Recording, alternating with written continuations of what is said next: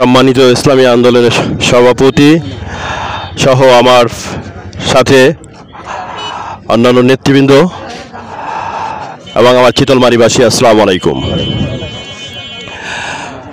আপনারা জানেন যে দীর্ঘ 1970 সালে আমরা এই 4টি আসন বাগেরহাটে বাসী উপভোগ করছিলাম। তার ভিতরে ফ্যাসিবাদ হাসিনার সময় বা আওয়ামী লীগের সময় আমাদের এই 4টি আসন নিগৃহীত অবস্থায় ছিল। এই নিগৃহীত আমরা নিচু এলাকার মানুষ, আমাদের এলাকার উন্নয়নের ছোঁয়া নেই বললেই চলে। এখানে আছে যত ধরনের অন্যায় অবিচার, বিভিন্ন ধরনের নিয়ম বহির্ভূত কাজ।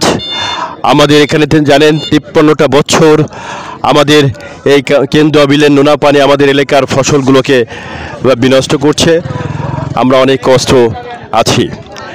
তা আমরা এ পর্যন্ত আমরা গোলাম ছিলাম, গোলামি করতে হয়েছে গোপালগঞ্জের। এখন আমাদের যদি আবার সেই জায়গায় যদি আবার ফিরে যেতে হয়, এর চেয়ে কষ্টের আর থাকে না। আজকে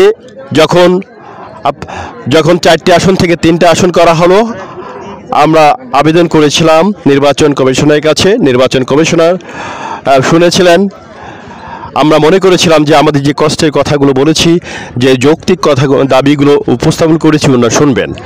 কিন্তু একটা কথা হলো যে আমি বিচারকের কাছে বিচার চেয়েছি, সে বিচার করতেও পারেন, আমার দিকে যেতেও পারে, মেরিট ডিমেরিট দুটো থাকতেই পারে।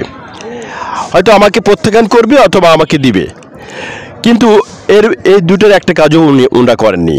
গত বৃহস্পতিবার আমরা জানতে পারলাম যে আমাদের বাগেরহাট 1 আসনকে উনি আসনের ফকিরহাট থানাকে মোড়ল রামপাল মোংলার সাথে অ্যাড করে দিয়েছেন, এবং বাগেরহাট সদরকে বাগেরহাট 1 আসন তথা মোল্লাহাট চিতলমারী এবং সাথে অ্যাড করেছেন।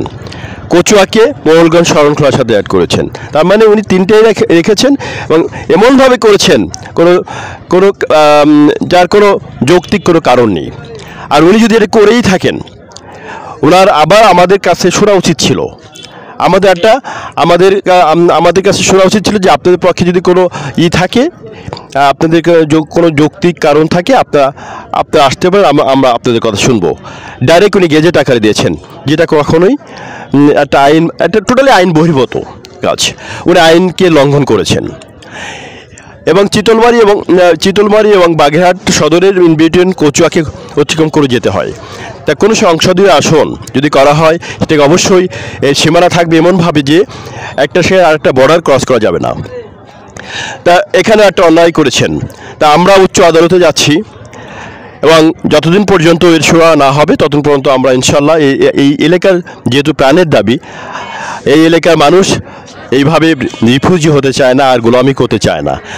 অতএব এই এলাকার মানুষ যতদিন পর্যন্ত চেয়েছে এবং প্রধান উপদেষ্টা সাহেবের দৃষ্টি আকর্ষণের মাধ্যমে এর সমাধান না হবে, ততদিন পর্যন্ত আমরা মাঠে থাকব এবং আমরা বাগেরহাটটাকে আইসোলেট করে রাখবো। ধন্যবাদ। আসসালামু আলাইকুম।